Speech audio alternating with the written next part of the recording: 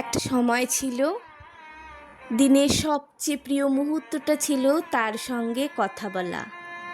বিষয় থাকুক বা না থাকুক, কথা শেষ হতো না। একই গল্প বারবার বললেও বিরক্তি আসতো না।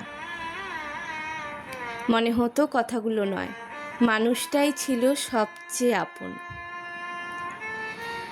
তারপরে একদিন সব কিছু বদলে গেল।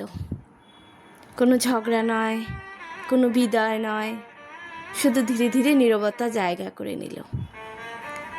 আজকাল আর কাউকে এতটা সময় দেওয়া হয় না।